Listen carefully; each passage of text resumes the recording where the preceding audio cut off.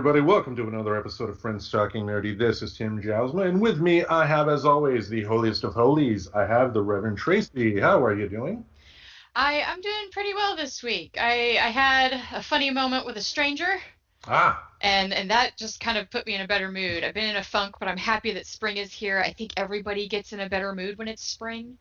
And my personal friends would have seen it. I was walking down the street and I just hear somebody blaring with all of their windows down that Wilson Phillips song, the one that everybody knows because it might just be the only one, I guess, that they're was a one hit. hit. They're Yeah, one hit. they are kind of the originator of the one hit wonder. I mean, I'm sure that they're not actually, but it's just to Yeah. me, if I think of a one hit wonder, it is Hold On for One More Day by Wilson Phillips, and it just kind of worked out where this person was turning a left, they had all the windows down, this cute little dog was looking at me, and we just noticed each other jamming out, and we got to just kind of look at each other and realize this is our time to sing a duet with a stranger on the sidewalk, and it just was this really cool moment. And with as few variety of humans as I've been around for the last year, you know me, I was a goon in downtown. I would practice singing while walking for when I did murder mystery. So I had a lot of funny interactions with strangers, and I guess I didn't realize how much I missed that until the other day. So I'm doing better. I'm happy about spring. What about you? I am doing good. Today, actually went out school shopping. Like I mentioned last week, I'm going back to school, and I think the big thing that I bought here that I wanted to wait until we actually started recording to show you, pocketbook. Yay, I've converted another. Yeah, they were at Staples on sale there. It came with the pen. It is the core. That's all I need. For me, I'm gonna primarily use it for math class more than anything. And I'm pretty certain I'm not going to have like an archive that's gonna be opening up after I pass away. So I don't think I need to save my math notes or anything like that. Yeah, but it does make it great, like especially if you're sharing notes with anybody in your class, like it helps straighten it up. And Hmm. then, you know what? Since you've gotten one, I don't remember if I gave either you or Aubrey this hot tip. Hmm. We keep an index card, like a note card in ours. That way we can put our hand on it. So when we're writing, it doesn't accidentally smear. Like if we write down at the bottom and then if you put that over it, it kind of helps a lot with the smearing. But Gotcha. yeah, that's awesome that you wound up getting that. And yeah, we went out of our way to, like, I think Office Max. There's a few places that carry them, and got Jared, my husband, his initial one. Yeah. So yeah, Yeah, so they yay. even have the moleskin ones. Ooh, At fancy. Staples, yeah, I did not get that one, but the episode we are recording today is episode 150. We have made it to 150 episodes. I can't believe Ooh, I mean, I haven't, but that. Yes, I have been the only constant here on the show here, but I mean, from all the way back to that day at the Rialto where only one other person that ended up doing any time on the show showed up, and that was only for 5 minutes, which should have been a big eye opener at that particular time to, to where we are today. That if you have been listening from day one, we thank you all very much. I mean, this show has definitely been unique in a lot of ways. you know? yeah. And I'm glad to be a part of it. I know we've mentioned, for anybody that's listened for a minute, I helped name the show. I still feel weird because I know Tim, like when I first came on, I felt like I was given more credit than I should have been given for things. So it's weird for me to try to talk about it. But I am glad that ultimately I got to kind of come full circle and still get to be involved. Um, Especially that it wound up during the pandemic. 'Cause I think it's almost been kind of a good source of normalcy for me, because it's really given me a way to connect with one of my friends on the regular. Yeah. Because with my background, sometimes I get it in my head that people don't want to talk to me. And it's something you deal with anxiety. It's dumb things that keeps you, from doing stuff. So it's been really cool to have this connection again with, on the regular. It's been great. Exactly, exactly. And we did 150. I think we can do 150 more. I think we can do a lot more. So here's to the future, everybody. Big glass of Yes, water. There we and go. coffee. So with that, we have some COVID relief, finally.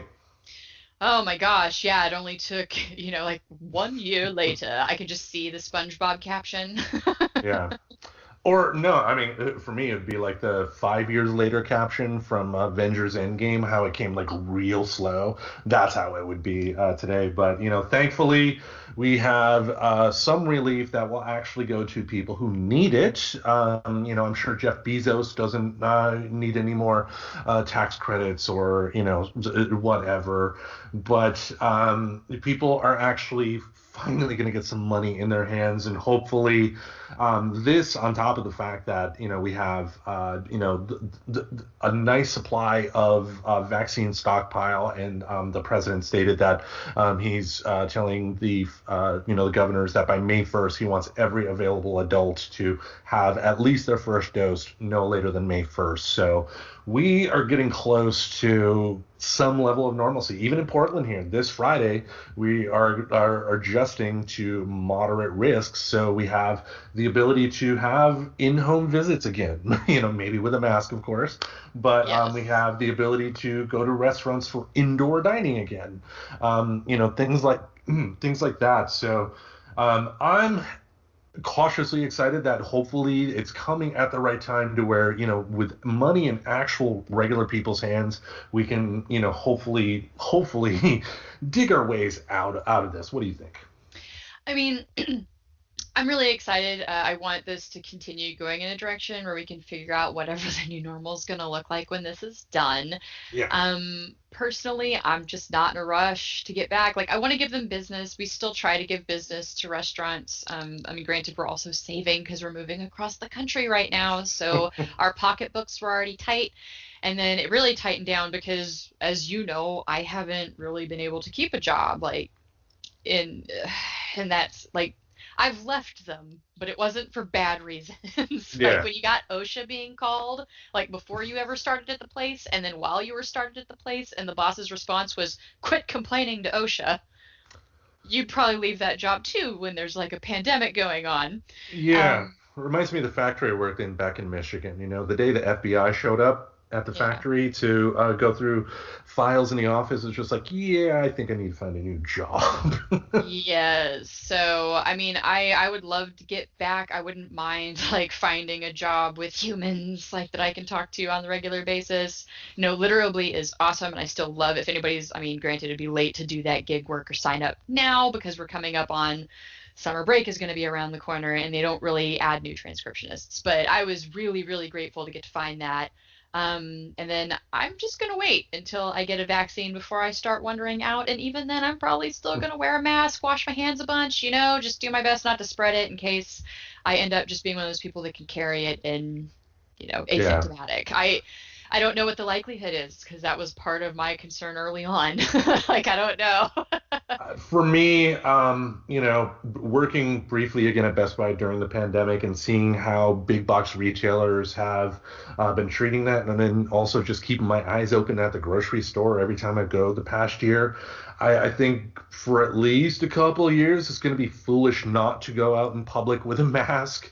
And it's probably just healthier overall too. Just like I think going forward too, like like if I'm at work and I got the flu or the cold or something, and I feel well enough to actually work or something like that, why wouldn't I put a mask on now? We've seen the Yeah. dangers of just being flippant about personal health, and we've got over 500,000 people dead now because of that. Yeah. And yeah, we got to be more responsible. And, we also got to take into account that we have a number of companies that could really give two shits about, not only protecting their employees, but protecting their customers. Like, at Best Buy, it was funny. Like, I found out after I got hired that the week before I had my last interview, they had 5 people get sick with COVID, and Oh they my didn't mention it in gosh. the interview or anything like that. So imagine, but they're also not telling that to the customers. There's not a warning sign on the door, like, we've had some COVID outbreaks here. Be very careful, sanitizer and all that stuff. But But I actually hope the mask wearing is something we can continue during cold and flu season. There are actually other cultures that it is super common to see masks during cold and flu season. because they've Um, had to deal with this, they've had to deal with pandemics and see the sense in wearing them. hmm on a regular basis. Yeah, because they happen to have a history of dealing with, I guess, isn't it an epidemic if it's just local, right? So, but then, like, so as history progressed and more people travel more, that's where this became such a big deal. Whereas back in the day, like, when people weren't just, no, like, we don't realize how recent in history it is that most people can afford to take a flight. Mm-hmm. Like, you know what I mean? So they had a history of it where it really wrecked their country, and they learned. They learned, like, wow, this season, like, people are snottier, like, not snottier, just Yeah. literally snot. And snot carries a lot of stuff in it. So when you're touching your nose and then you're touching the thing at the store, they became very aware of it, and that's why they have mask wearing. So if you got a little bit of the sniffles, and if you're in a country where, say women are already covering their face due to either religion or tradition or whichever the reasons are, well, that's already also going to reduce spreading. Yeah. I find it interesting that I got to learn a lot about that. And even I had watched Story of God. I've talked about that before on here.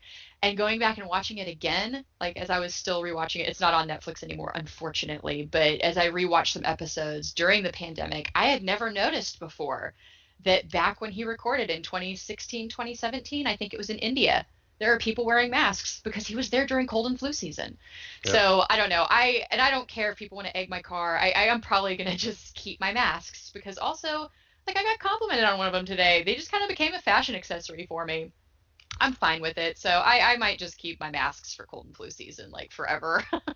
Yeah, and for me, yeah, at least going out and once I, complete school and, get into workplace, depending on the type of workplace as well. I mean, like if I'm working in a big company or something, it just makes sense. I mean, and I'm 44, receding hairline. I shouldn't care what people think about me at this particular point. So if I show up at work with a mask and nobody else does and they want to say something, I'm going to be the healthy one. Fuck them, One thing that is that just annoys me about all this is once again conservatives like Fox News, especially like I guess one of the Fox and Friends hosts, said, I don't want to hear about the 500,000 people dying anymore. Why isn't Joe Biden offering praise for Donald Trump for having the vaccine out?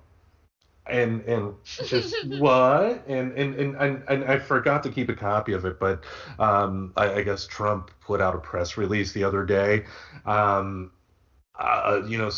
basically stating why don't people praise me for bringing this virus about, but it was just written in the most petty fifth grader type of way. If I find it, I'll put it up on the Facebook page, but I am just getting sick and damn tired of Republican conservative nonsense, such as the recent outrage against Pepe Le Pew. Yeah. Oh man. I Yeah. love that one meme that I shared. So it's in our Facebook group for those of you that are in there. And if you're not, feel free to join. We love having the nerddom in there. Yep. But I had shared something that I'm going to paraphrase. So I'm not going to go look it up, but it was the headline of Pepe Le Pew, like, here's why he's being canceled. We'll just call it what it is. He's being canceled. And somebody said, oh, thank God my children will be safe from Pepe Le Pew, as I just watched my son choose to catch a hooker on fire in Grand Theft Auto in lieu of paying her. Like, like, like, I don't get where this fixes anything. I mean, granted, I haven't read too much into it. I'm just, you know how I am. I'm usually Yeah. just, it showed up in my Google or I saw something being posted. And I'm like, oh, okay, this is what's happening in the world now.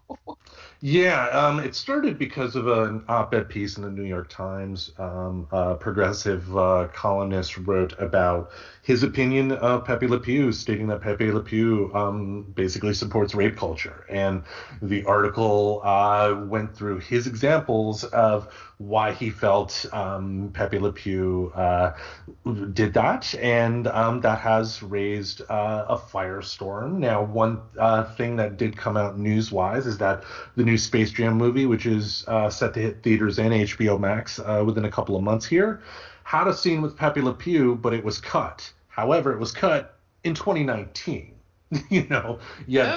the word is coming out now, and people are thinking it has something to do with this recent column. And then James Woods, of all people, the same guy who in 2017 was accused by numerous young ladies of him being kind of predatory to them when they were teenagers, Hmm. came out with R.I.P. Pepe Le Pew picture, with like a birth and death, and he quickly deleted it, but it was just like, one, you should not have any sort of comment when it comes to something like this, and two, it's conservatives love to take little things like this.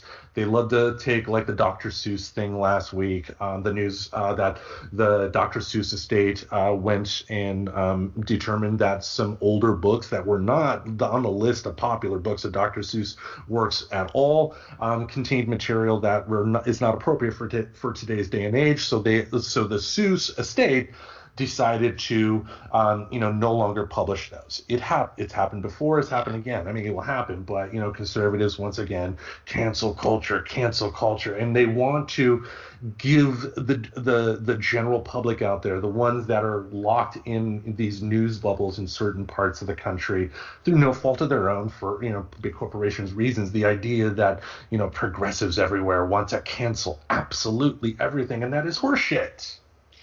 Yeah.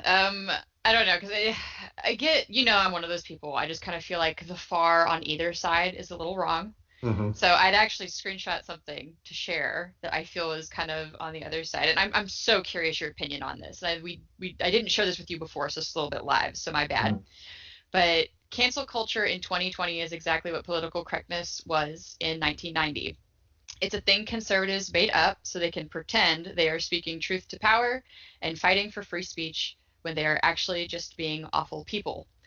Hmm. Um, but I don't know, because like we've used the term like things being canceled and people being canceled, and that we've kind of seen some of that in our headlines where it's like somebody has one transgression and the whole of the internet wants to go after them.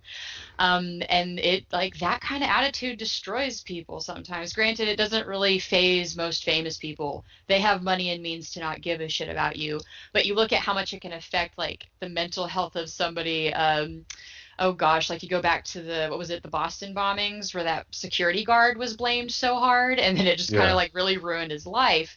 But so I don't know. It was an interesting thing that I read that I was like, see, and I know we're getting into some of the how memes are created and how they're phrased, right? So there's Yeah, also yeah. some things about that that I didn't like.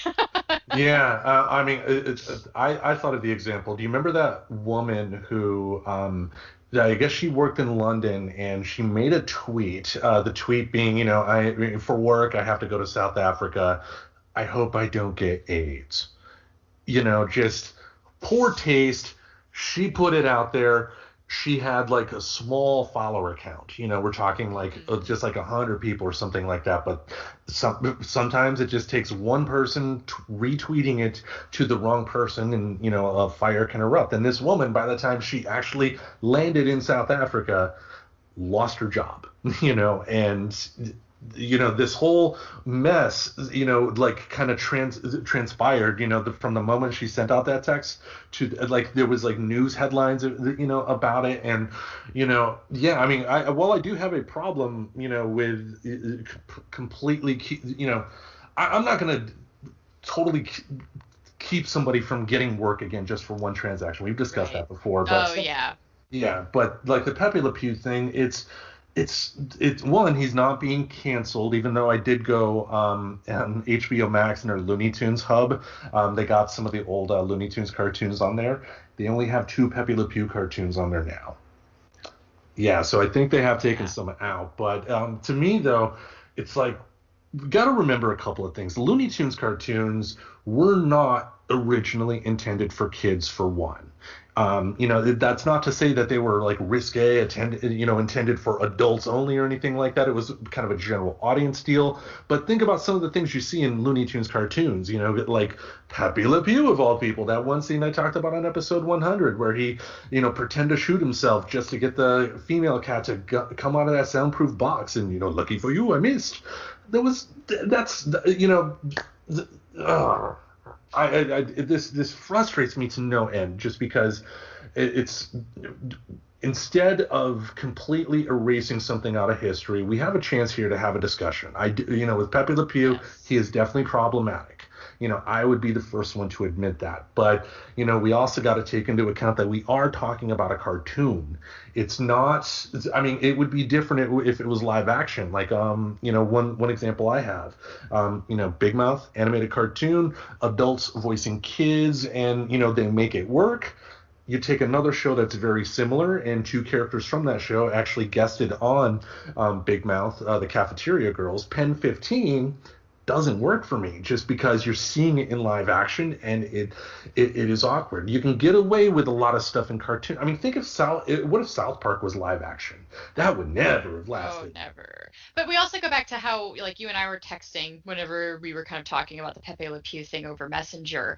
And it's like, I don't know, like, as somebody who is younger than you that experienced it when it was a little bit more geared towards kids. We will put it that way, because at least by the time I was watching it, it was definitely more geared towards kids watching it on like Saturday morning times. Mm-hmm. But I always thought Pepe Le Pew was ridiculous. Like, to me, him being so hyperbolic, like, taught me about that creepy level of affection, and how that can just, that stalkery feeling, like, I always knew that was not appropriate. Like, I never took the way that they portrayed it as a positive light.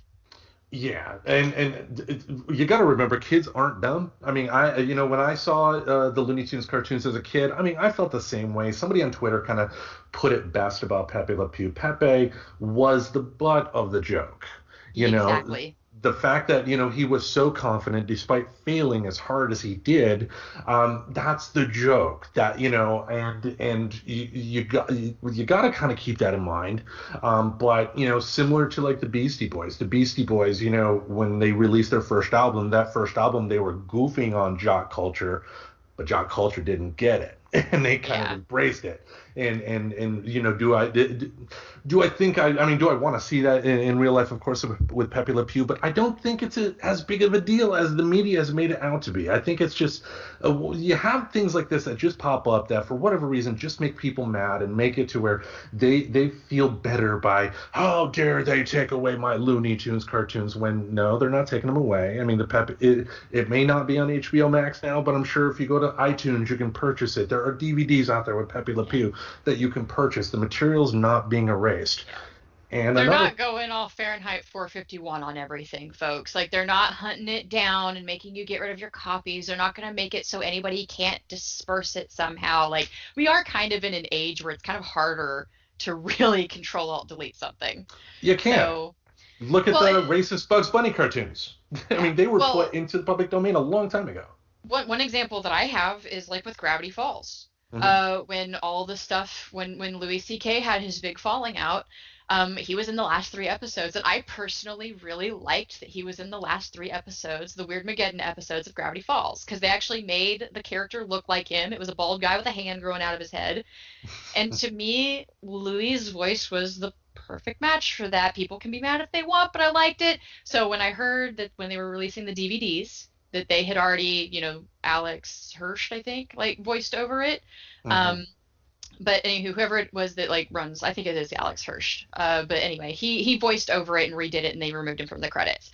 So what I did was I made sure I got a digital copy while I could easily still find it with the original. Because of just how my personal feelings are. If you like it better that he got taken out, all power to you. I'm not going to skewer you for like wanting to buy the DVD set as it is, or even that being your preference. But it's, it's not like somebody's knocking on my door saying you better delete that shit. Yeah, and I think one thing too. I think I brought it up in when we texted about it earlier in the week. I think people do need to be open to really inspecting, the material that they have nostalgia for. Yeah. Like I brought it up on the show before, the Dukes of Hazzard. I loved that show growing up, but I can't honestly support that show now just because it's you can't ignore something like the General Lee in that. Despite the fact that it is not a racist show per se, I get it, and I can't support that, but just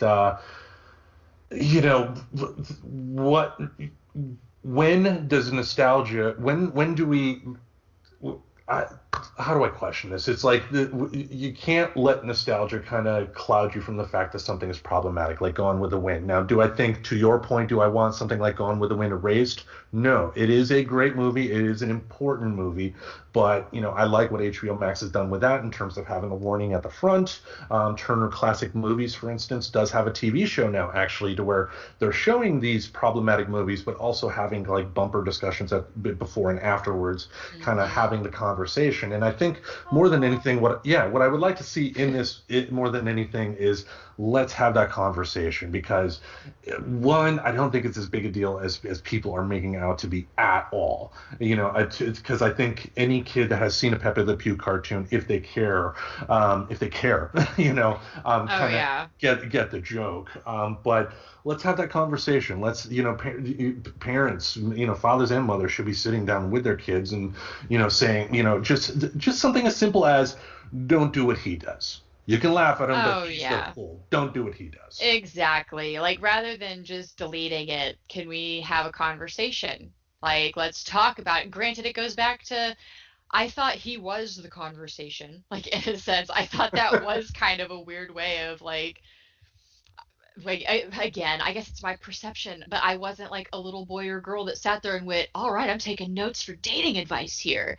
Yeah. Like, that wasn't my experience, but I can't say that was nobody's experience either. So ultimately they're going to decide to do what they want to do. I have no control over it. But the good news out there, folks, is if Pepe Le Pew is just your nostalgia high, I bet you can find him. So knock yourselves out, I guess. He will be. It will be out there. It will be out there now.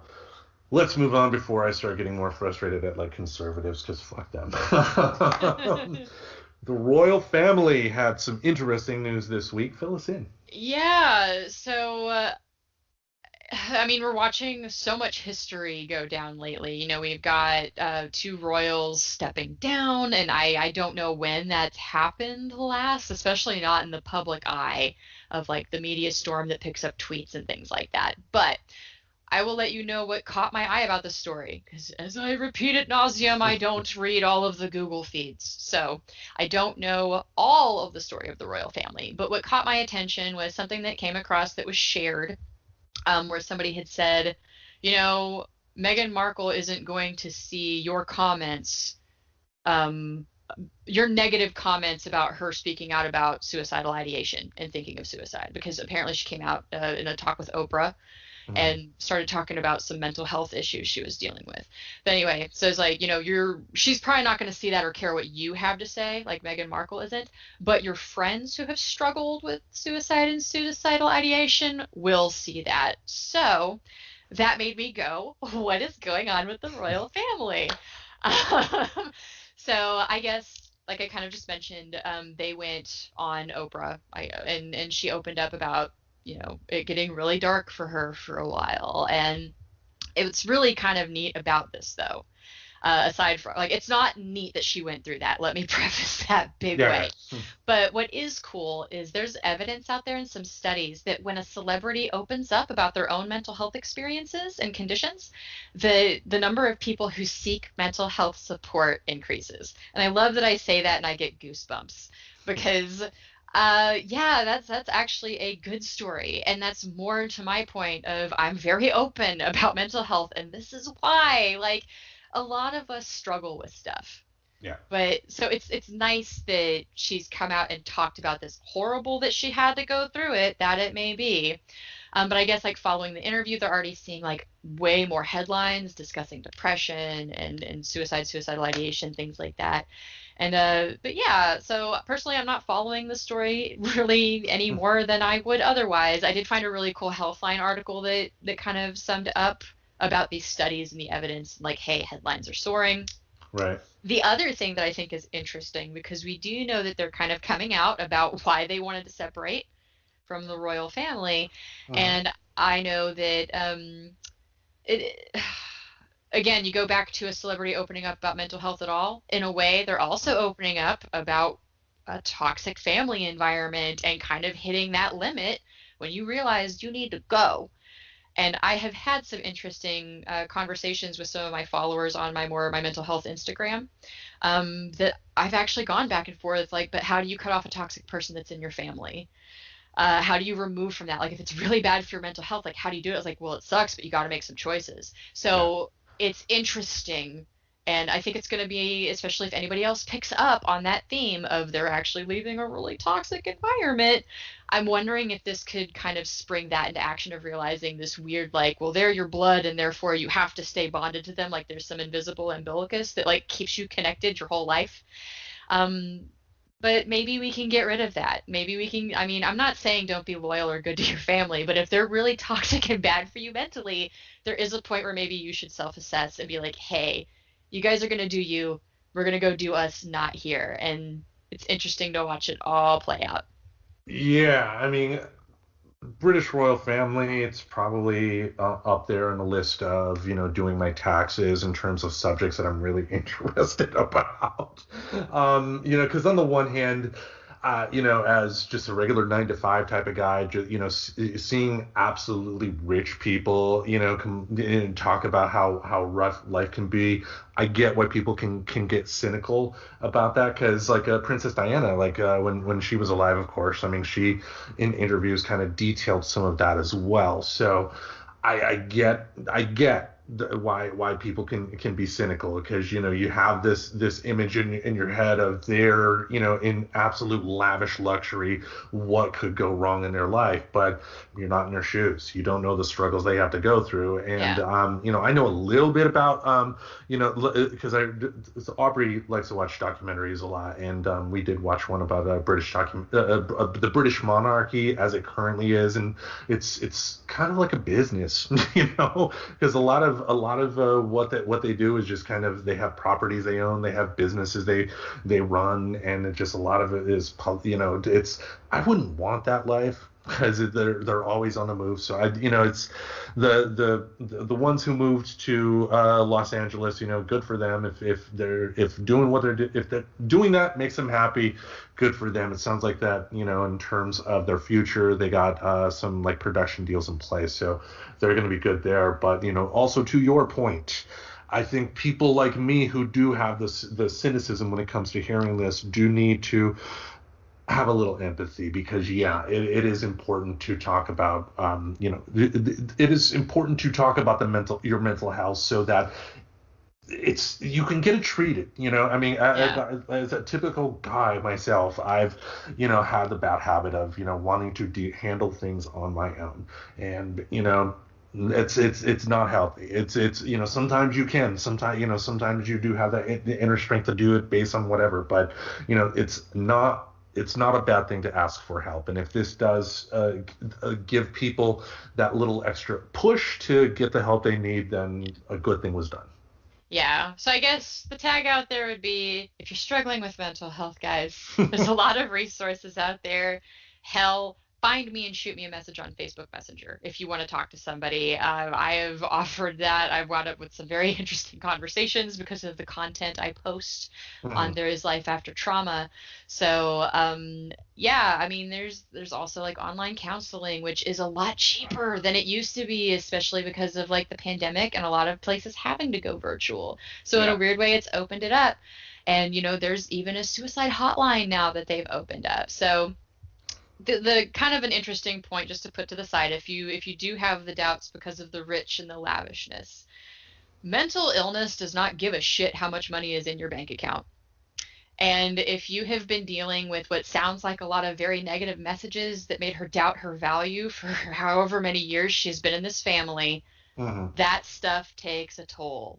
So all the money in the world doesn't save you, especially if there's like a shame to go and get help. Because could you imagine, even if she was struggling with that stuff and like wanted to go get help, how much that would probably be shut down? It's kind of like, there is a level of AA that really is closed-lipped because they are higher end people. Right. So yeah, just mental health awareness, guys. It's cool to see it. Let's not dog people. You're not the man in the arena, so if you don't know for a fact that somebody hasn't struggled with something, like, maybe don't make fun of them. Just gonna throw that idea out there. And unless you're in their head or their psychologist, you don't know that it's not real. So handle people gently. Speaking of that, I think that is an excellent segue to bring up last week's season finale of WandaVision. Great show, and I'll be brief about this because this is the show is something that I think is best seen watched. You don't need to hear me talk about it. It's a great show to watch, but absolutely none of the predictions that I had came true.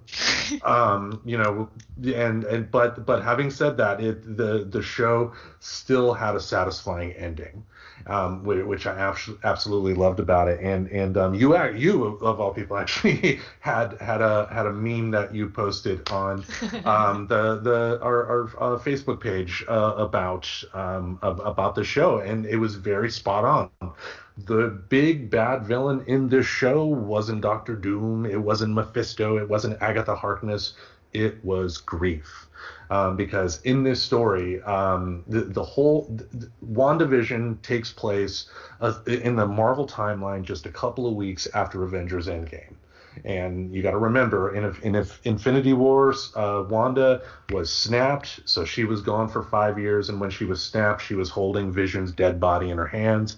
She wakes up 5 years later, and then still dealing with this, still dealing with the loss of a loved one, and just really, really well done show. And I'm glad Marvel actually decided to do something a little odd and quirky.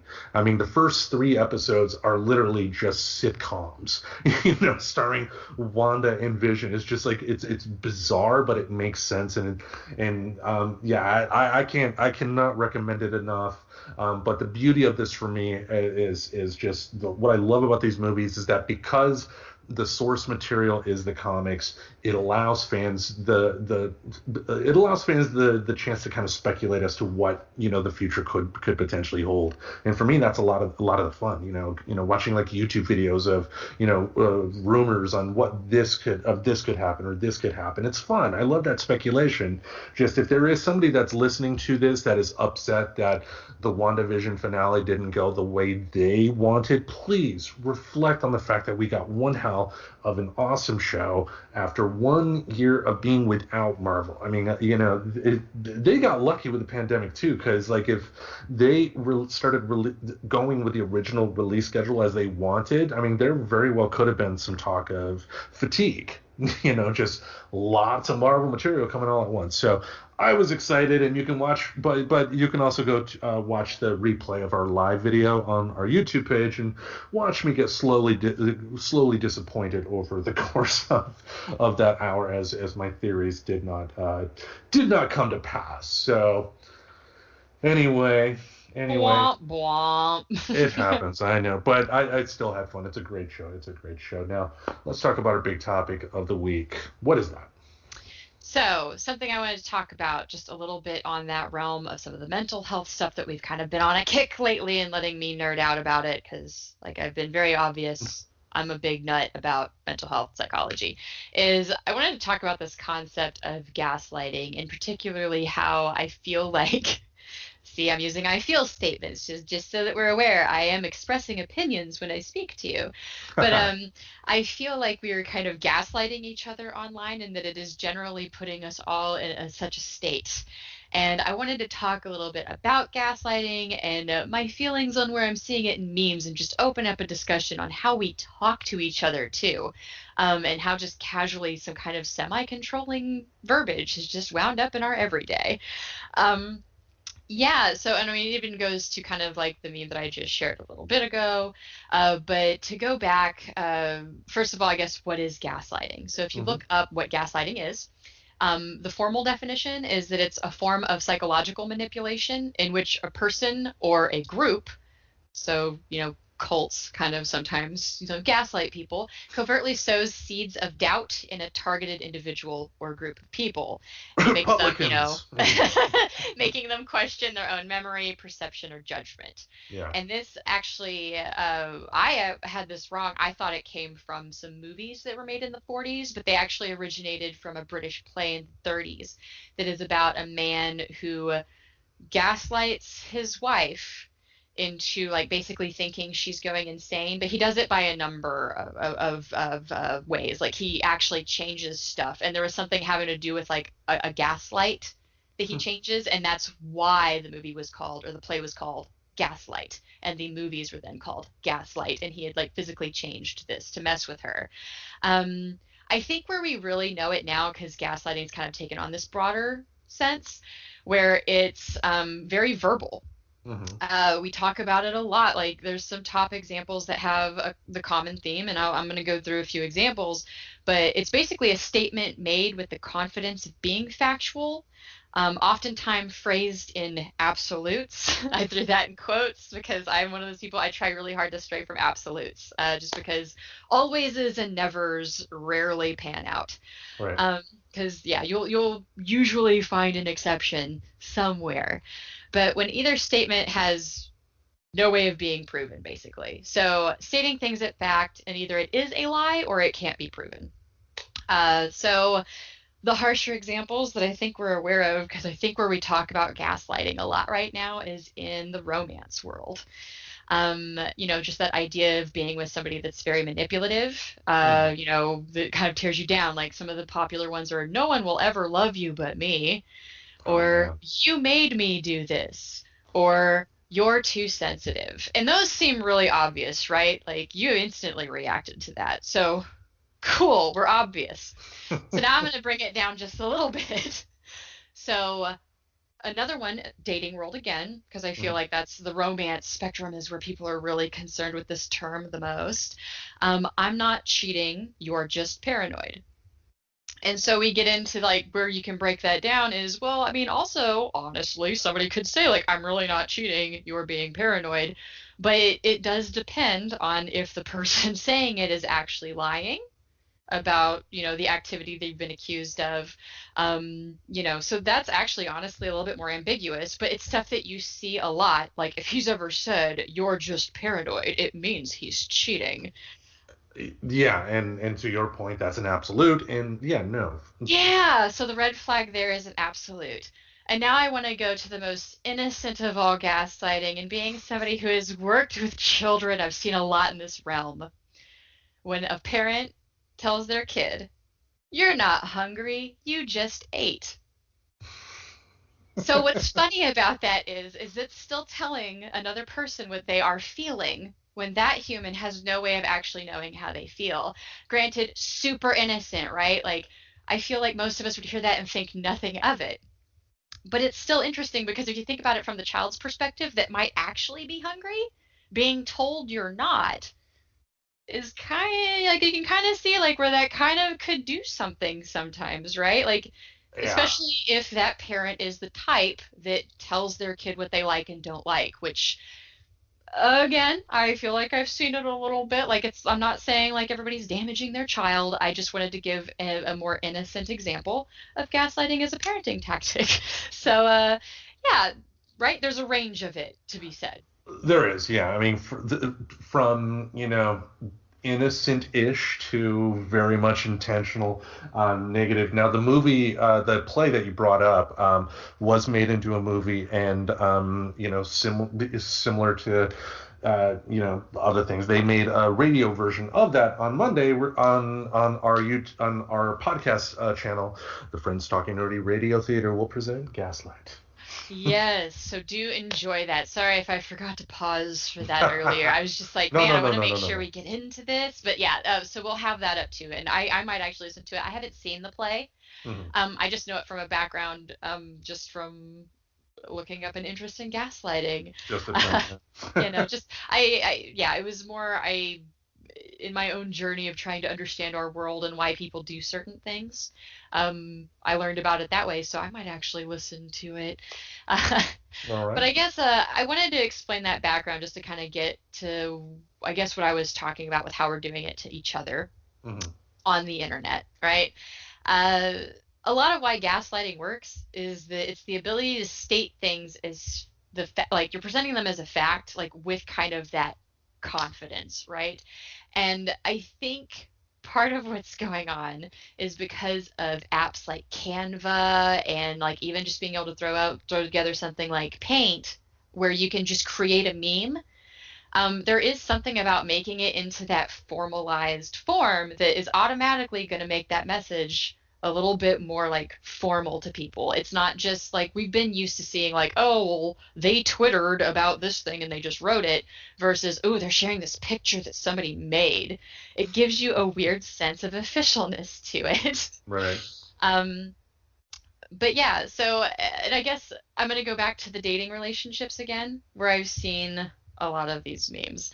So, for example, it's interesting because it's like depending on whether you're going into a relationship, a behavior is totally awesome versus like when you're going through a breakup and they'll pitch the same behavior as being like the worst thing on the planet. Okay.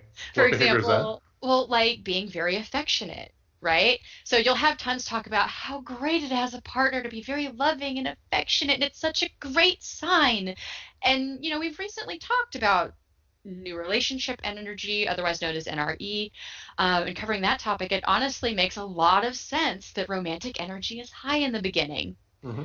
But then whenever you kind of get on the, you're looking up the hashtags for more like, bad breakups, leaving bad relationships, you'll see it referred to as love bombing, which is, I guess, something that manipulative people do. It gives an implication that you ending up with an asshole that broke your heart is your fault from not reading the signs from the beginning. Does that make sense? Like, the manipulative person love bombs you from the beginning. But again, you're getting into those absolutes with these memes. Because is it always a good thing when they're super affectionate? No. Is it always a good thing when they're not super affectionate? No. Was that always a sign that the relationship was going to be bad? No. No. Yeah, I mean, it's people change, circumstances change, and just the more comfortable people get around each other. Yeah, I mean that the NRE feeling does kind of like a tide go down, and at that point yeah, you're not necessarily going to be as affectionate with somebody as you were from day one, but you can't judge.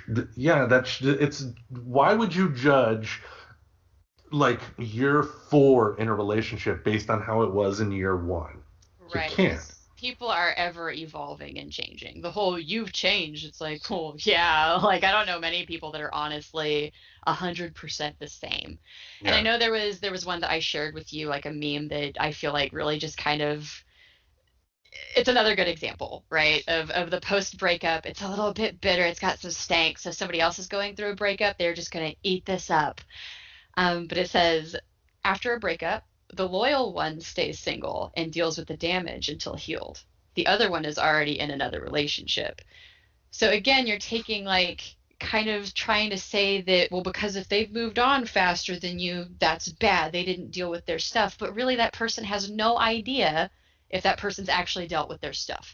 Everybody's like response and ability to process something is a little bit different, and it's super situational to what they have in their life. Do they have a lot of friends? Do they have a Mhm. great social network where they can actually like work things out? Or maybe they've been unpacking this relationship falling apart for a while now and kind of knew how it was going. Like, and I get it. There are also the serial monogamists that are always chasing that high.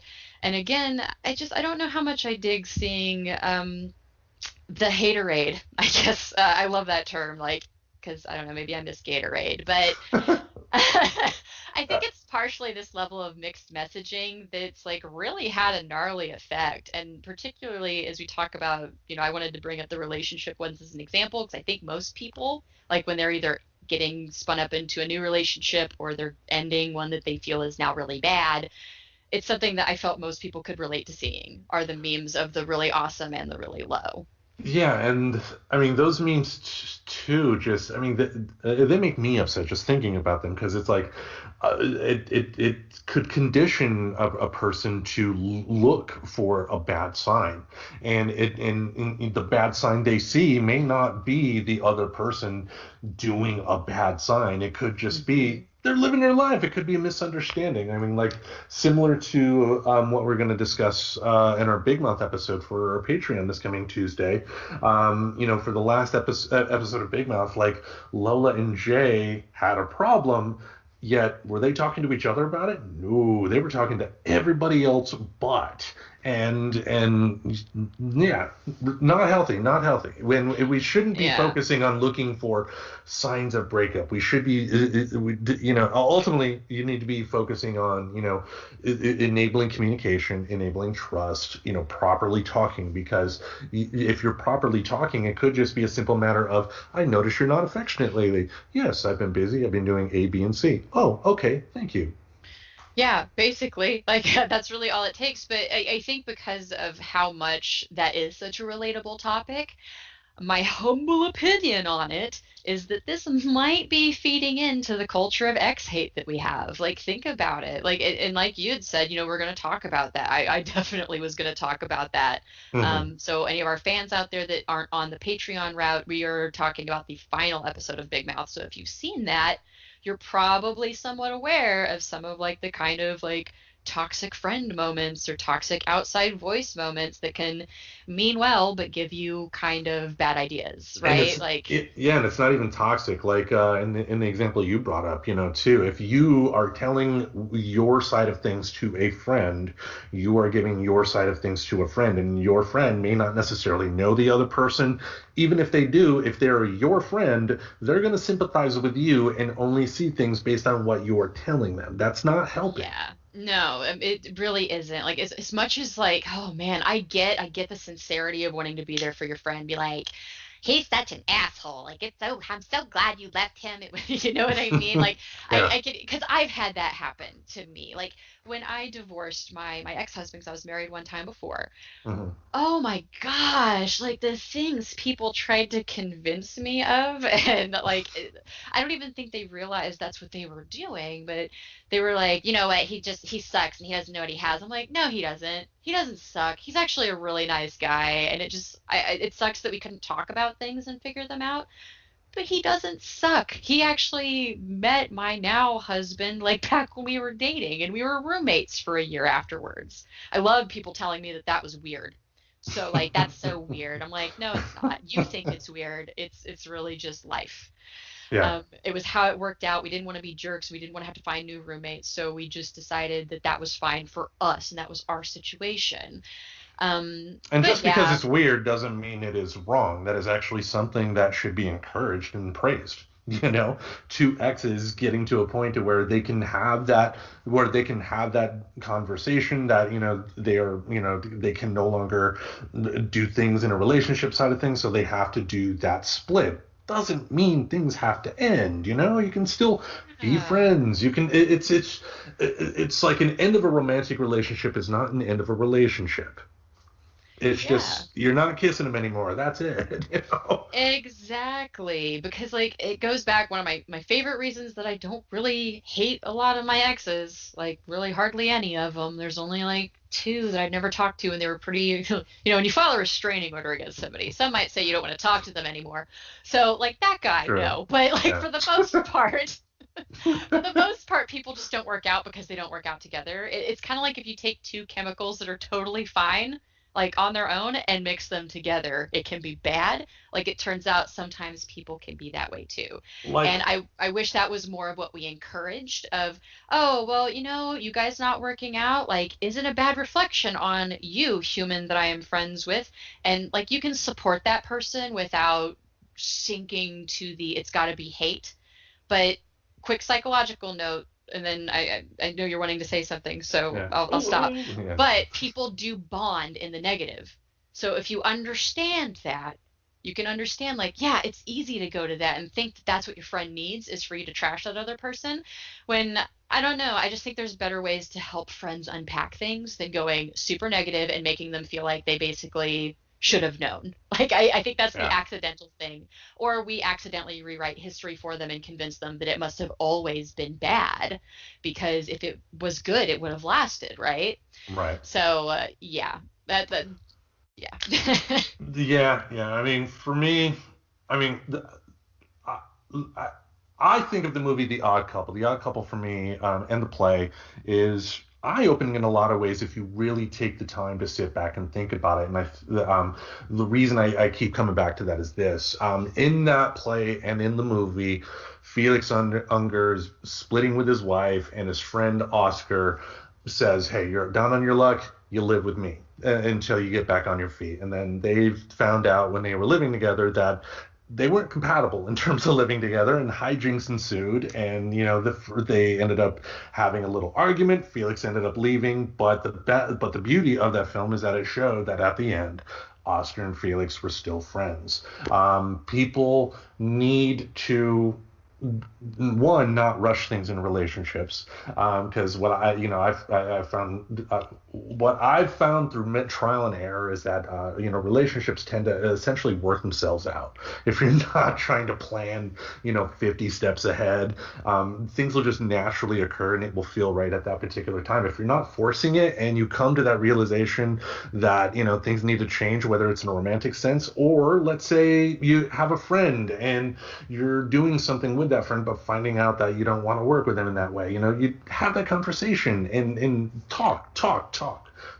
Communication is key. If you're not communicating, try it. It can solve so many of your problems. A lot of the issues I've gone through the past few years have directly contributed to not communicating. So communication soup's important, but it takes me back to something back when I used to listen to Savage Lovecast, that Dan Savage said that he kind of wished that he would see like the straight community adopt is kind of some of the attitude that the LGBTQ has, because the way he said it really resonated with me is because that community is so much smaller.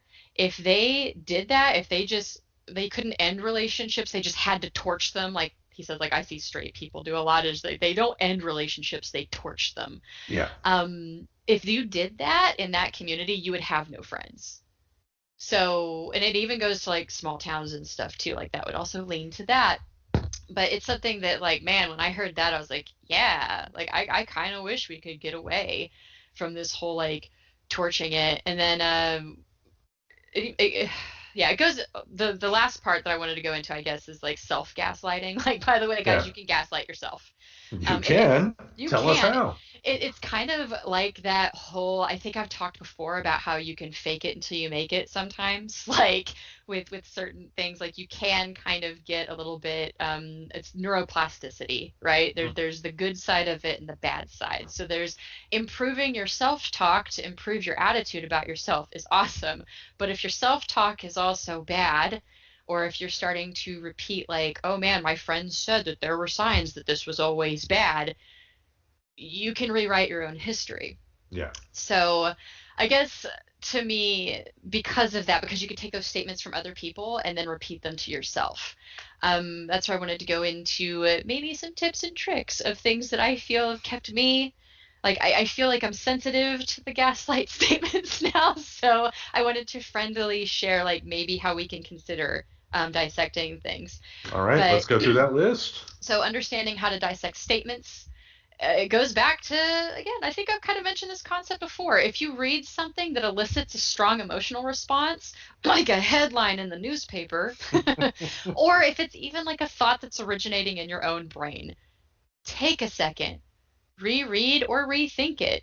See if you can find the gaslightiness about it. Is this something that I actually agree with, or is this an opinion that I can release from my brain? Does it have any of those always or never statements?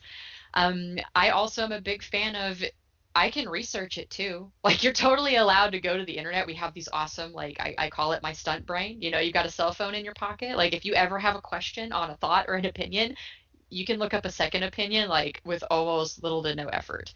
Because the unfortunate thing about meme makers is that they may actually just be sharing, they may actually also be sharing something useful, but our culture is just so out of practice of citing materials that you don't know. So if it honestly sounds like something that resonates with you, I don't know, take a second, go see if you can find something on Psychology Today, or Healthline is, I guess, kind of a decent one. They try to fact check, those sources that you've already maybe vetted out for yourself.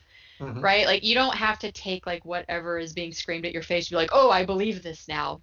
And I'm not saying anybody's really that impressionable, because the idea with gaslighting is when it's over time, Right. right? Like it's repeated over and over in those themes.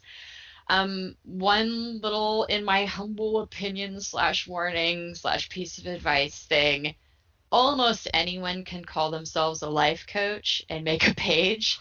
So just because it's saying that it's, this life coach is putting it in, now granted, some of the favorite people I follow are life coaches. Yeah. But when you check it against that whole idea that you can get a second opinion at the touch of your fingertips, like I've moved on confidently with the ones that I have decided to follow.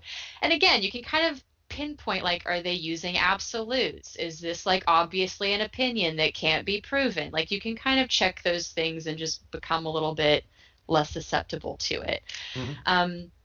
Not implying all or any group of human or profession is unreliable or untrustworthy, but more just to remember that just because they have a title doesn't mean that they're actually speaking from knowledge or proper authority on the meme that you are absorbing.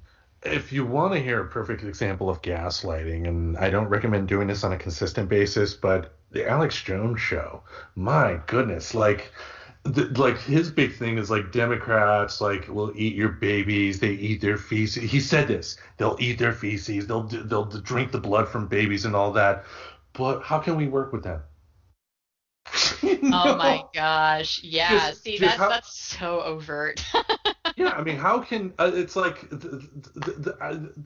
gaslighting in the political news realm, is rampant on both sides. I'm going to state that for a fact. I mean, MSNBC is very much as guilty as Fox. It's just they don't have as big a reach, But yeah. Constantly, saying that your political rivals are all evil because they don't agree with you.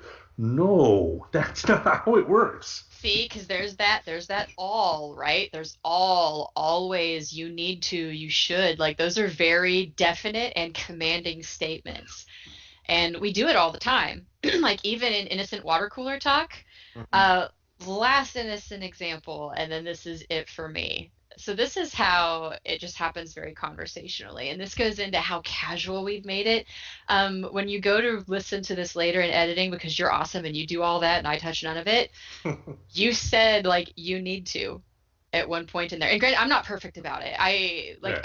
Basically it's hard to train out because it's so ingrained in our verbiage. So one of my favorite examples of this, while at work, back when I worked at my tech industry job, somebody talking about a show that they want to see, right? And it's like, hey, blah, blah, blah, Game of Thrones. And the Reverend Tracy says, I've never seen Game of Thrones. So friend says, you need to watch Game of Thrones. Me being sensitive to being told what I need to do. So it's kind of funny because I've noticed like that honestly now that I can't unhear those Yeah. things. And I do like, and I know I'm not perfect. It's something that I have I've said to my own stepkids, you should do this, and then apologize because, hey, like, I don't really like how I was trying to ask you to do that. Can I like ask better? Because, they're learning too, right? They're little Mm-hmm. sponges. But nowadays, what I do when I hear that, so if somebody tells you you need to do something or you should do something or whatever, you are allowed to respond with fact.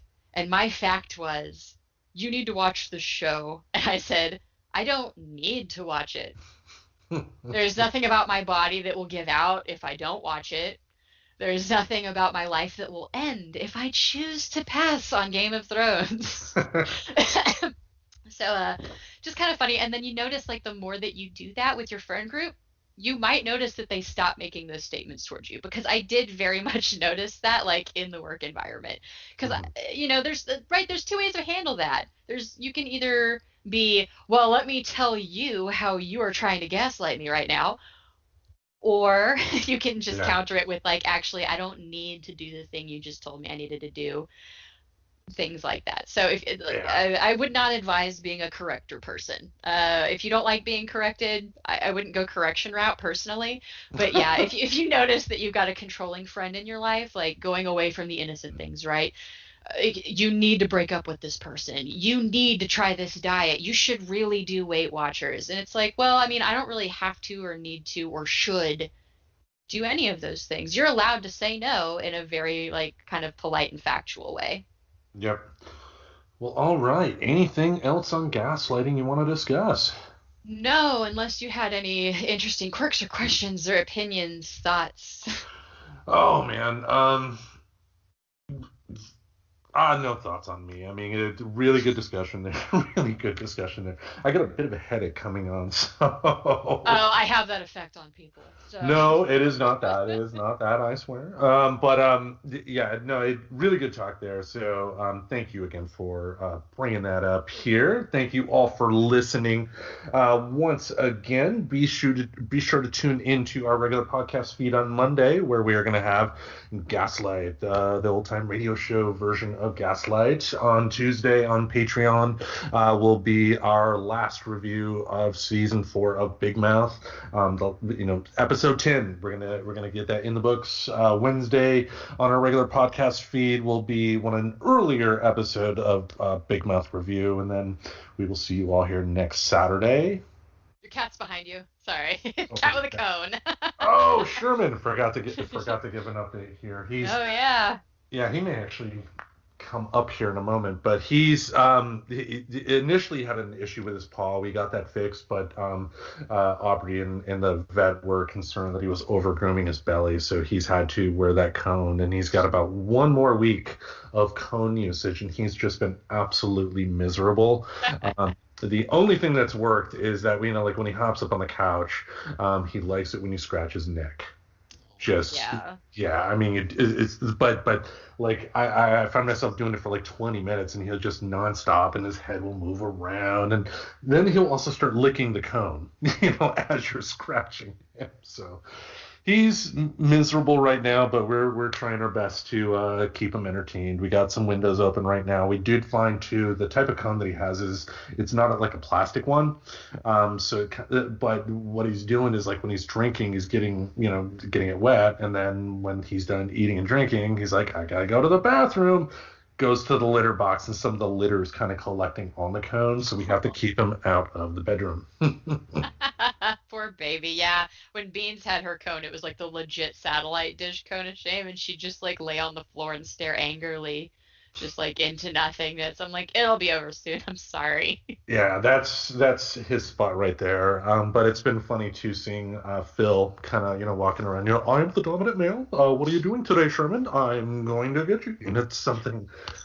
It's like, what's up, loser? And like just walk by.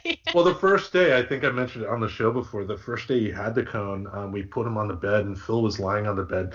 He saw Sherman, and then his face like lit up. Phil's face when he sees like a toy or something to play with, it's just like wow, and just started swinging at Sherman's belly, and Sherman was just like, "Stop, man! I'm sorry for hitting you. Stop picking on me." Yeah, but they're doing good. He's just a little miserable right now, but we're doing our best to keep him happy. Poor baby. Well, I guess we can wrap it up with a little talk about the cat. I couldn't help it. I'm like a little bit ADD, like, ooh, kitty.